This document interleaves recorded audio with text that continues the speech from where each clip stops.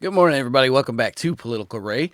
We're going to get into a couple things over the weekend, um, such as CNN says that elites are weighing boycotting um, White House to support the AP's feud over the Gulf of America crap that's going on.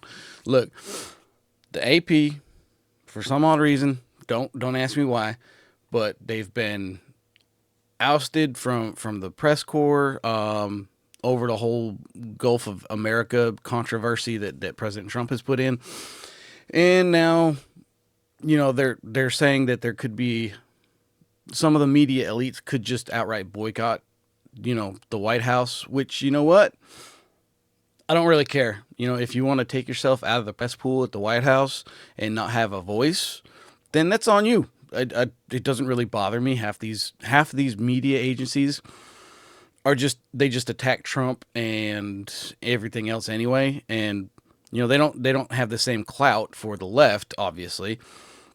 I mean, just compare the two as far as Biden and Trump, and also Obama and Trump during his first presidency. So it doesn't bother me. I don't care if they want to take themselves out of the press pool. That's on them. Anyway, and then there was a Meet the Press. Kristen Welker's Meet the Press sat down with President Zelenskyy of Ukraine and talking about because there's a lot of talks about the peace talks with Putin, and there was there's been talks about Ukraine joining NATO, which I don't me this is me personally, I don't think it's a good idea. That's just me. Even though Ukraine supposedly is our ally, I don't see it, but that's what they're saying.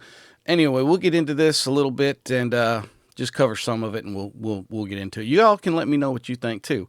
Just leave me a comment. I'll try to get back. I haven't really paid a lot of attention to the comments because I don't really get a whole lot, of the 5 people that watch me mostly. Anyway, we'll get into this real quick here, and we'll take a look at this from Breitbart. CNN media elites weigh boycott of White House to support AP's feud over Gulf of America. Again, if you want to take yourself out of the press pool at the White House, that's on you. I don't see this going anywhere. I think it's just talk. Establishment media are weighing whether or not to boycott White House events to support the Associated Press feud with the White House press office, allowing Breitbart to take their places, CNN reported Friday.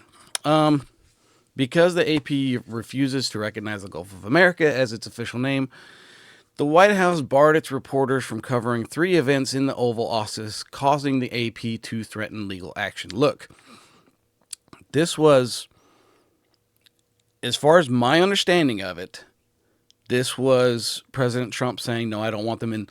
He's doing special events within the Oval Office, and he's inviting reporters into the Oval Office while he's doing like executive order signings and other things of that he's doing for his presidency.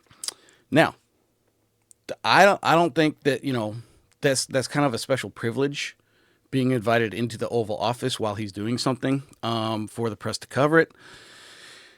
And it's not like the press pool, they're not going to fit a whole lot of people in there, and you don't want it too crowded, that kind of stuff, whatever.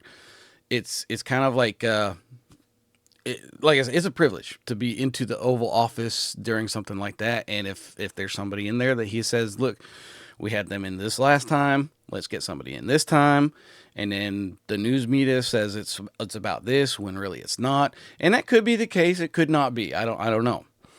They're saying it's because of the whole Gulf of America thing, but it really could be just something else. We don't know for sure. This is just what they're saying, and we all know how honest the mainstream media is about this stuff. So, anyway, excuse me.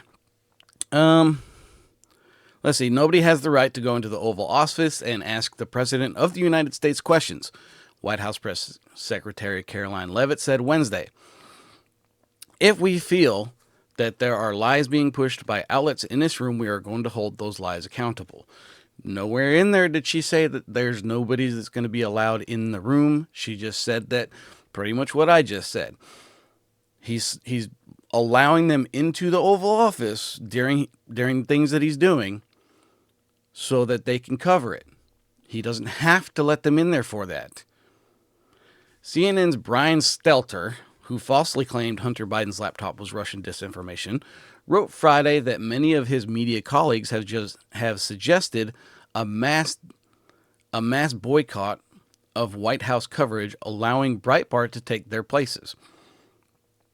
If that's the case, fine. If you want to take yourself out of the press pool and not go to this stuff, then that's on you. I don't really care. Like I said, it's whatever. Many readers have asked me what other news outlets are doing to support the AP. Some have suggested a mass boycott is in order, considering the possibility, however, that the Trump White House wants this fight, wants journalists to act like opponents instead of observers. If the entire press pool skipped a Trump photo op in solidarity with the AP, wouldn't the White House welcome Breitbart and One America News to take their places? Yeah, I mean, like I said, I don't care. If look, bring some more of the independent journalists in there that they've got a seat in the press pool now just for independent journalists. Bigger, podcasts of that such nature and such. So bring some more of them in there. If like I said, if the mainstream media wants to boycott the White House, take themselves out of the press pool, that's on them. I don't care.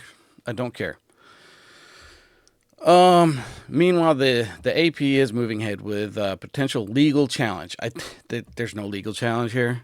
Look, as I said, bringing them into the Oval Office while he's doing things during his administration is not something that he has to do. That's what the press pool and the press briefings with the press secretary are for. He doesn't have to bring them into the Oval Office.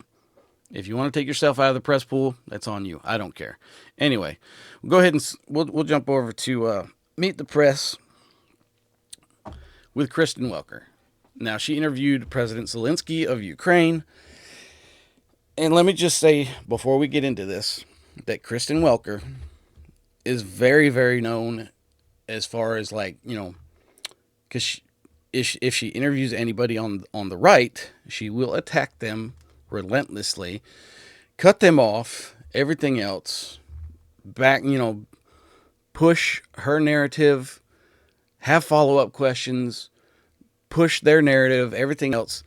And she won't do that with anybody on the left. She didn't do it with Zelenskyy. And in my opinion, this interview with Zelenskyy was just an attack on President Trump, trying to point out anything they could that would or could fail as far as his dealings with Putin and everything else. That's my opinion on this. Because she didn't push back on anything Zelenskyy said. And half her questions were just attacking Trump and what he's trying to do. That's my opinion on this. That being said, we'll take a look at this and we'll dive into it. Let's see. Now, this is the one that's been this has been going all over X and social media, asking about the fact that could Ukraine survive without the help and aid of the U.S.? And we'll get into this. Check this out.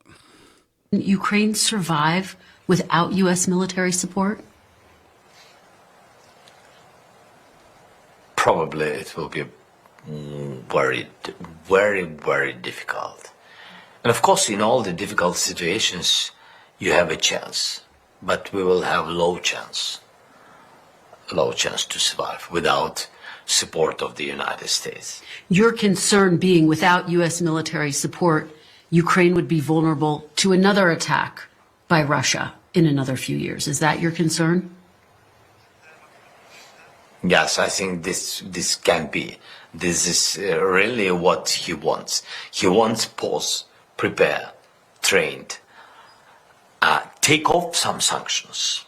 Let me ask you. Okay, so look, I'm not saying that that they would or they wouldn't survive without the aid of the U.S. I think it, like he said, I think it would be very difficult for them to.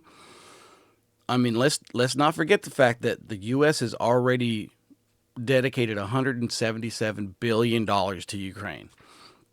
Now, there was a report that came in that said that he said that he's only received 75 billion of it. But you got to think about the fact that, it's not all going out the door right away. So him saying that he's only received 75 billion of the 177 billion, but think about it this, $75 billion that he's received already from the US, that's a lot of money. That's a crap ton of money. We're $36 trillion in debt. And we've dedicated $177 billion to this war that's coming up on 3 years now. And let's keep in mind also, this is a personal opinion, is, look, Putin, people, the mainstream media, you'll hear all day long about the fact that President Putin and President Trump are they're besties, and President Trump's just a puppet of Putin, and yada, yada, yada. Look, in my opinion, Putin's afraid of Trump because Trump's a wild card, and he doesn't know exactly what Trump is capable of or what he would be willing to do. I think he's afraid of him. A prime example of the fact is, Russia invading Crimea when President Obama was in office, and then President Trump comes in and nothing happens as far as Russia-Ukraine. As soon as Trump gets out of office, then Putin decides to invade Ukraine again. If that isn't a very stark contrast of him being afraid of President Trump and what he's capable of, then you're just not seeing it. I mean,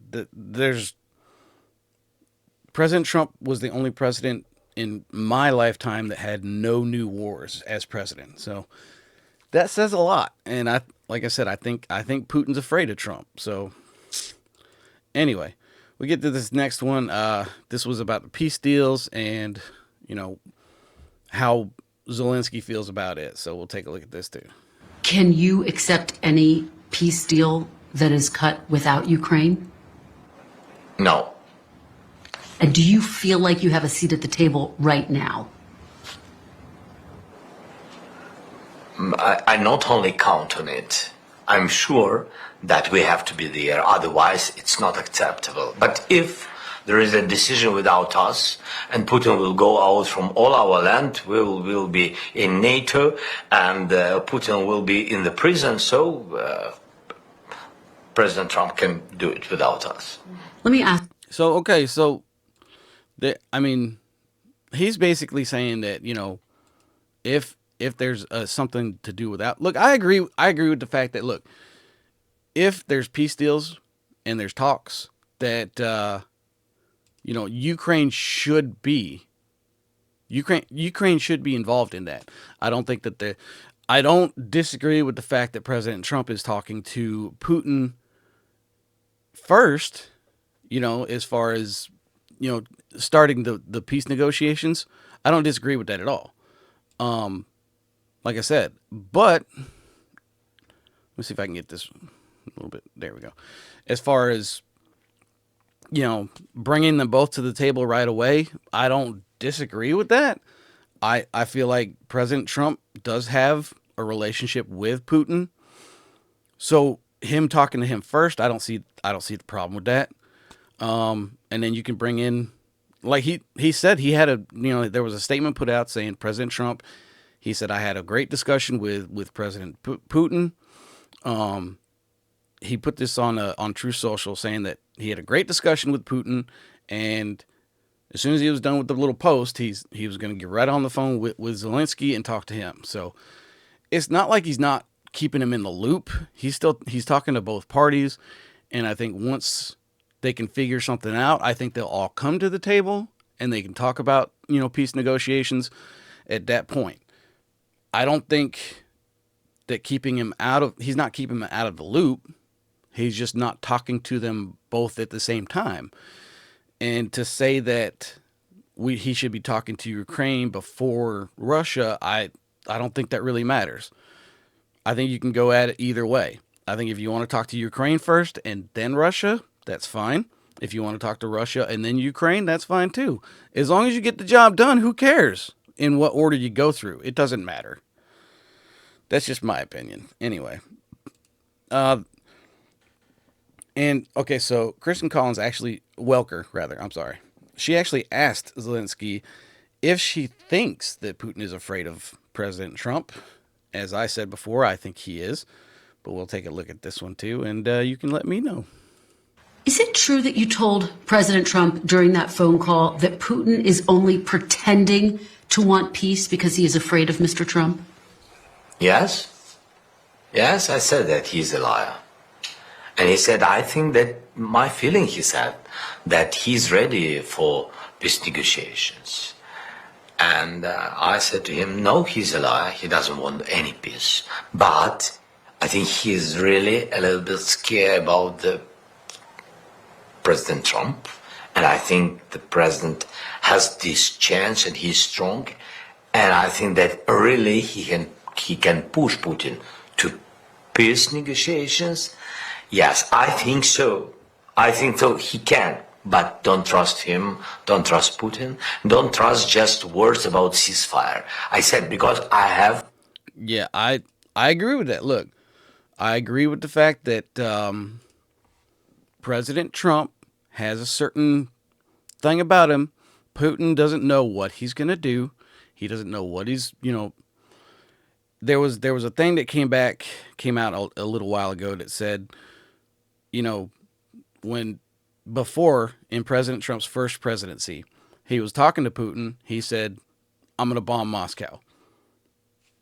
And Putin straight out come out and said, look, you're not going to bomb Moscow. And he said, you don't know that. Just 10%, if there's a 10% chance that he could do it, then Putin's going to back off. Because he doesn't know. Trump's a wild card, and he doesn't know. He doesn't play by the rules. If you're gonna do something heinous, he can do something heinous back. Look, excuse me. Putin's afraid of him. That's my opinion.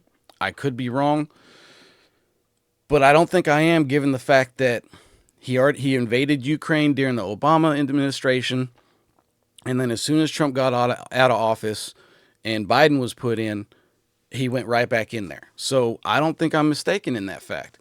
Anyway, and Zelenskyy obviously sees that too, as far as what I got from that. There was also this, at the end of the interview that she finished up, there was an aide that put out a statement, and we'll take a look at this real quick. It just says, it is dangerous to speak with enemies before you speak with allies. Ukraine's position remains unchanged. We need to have a joint position of Ukraine, the U.S. and Europe before any negotiations with Putin. Look, I don't agree with this, as I've already said it before. I don't think that the order of who you talk to should matter in any way, shape, or form. President Trump has a relationship with Putin that he built up during his first presidency. Whether or not, and like I said before, I don't care if he would have talked to Ukraine first, and all the other allies, and then he talked to Putin. I don't care. I don't care that he talked to Putin first and then he talked to Zelenskyy after that. I don't care. It doesn't matter as long as the peace negotiations happen. We stop sending all this money to Ukraine and the war stops. That's what should matter, right? Who cares what order you talk to who in? It doesn't matter to me. Anyway, that about sums it up for me today. I hope y'all liked my little rambling, and if you like what you saw, you can go ahead and hit that follow, subscribe. You can also follow me on Twitter, X, at ThePoliticalRay, and I hope you all have a great day, and God bless.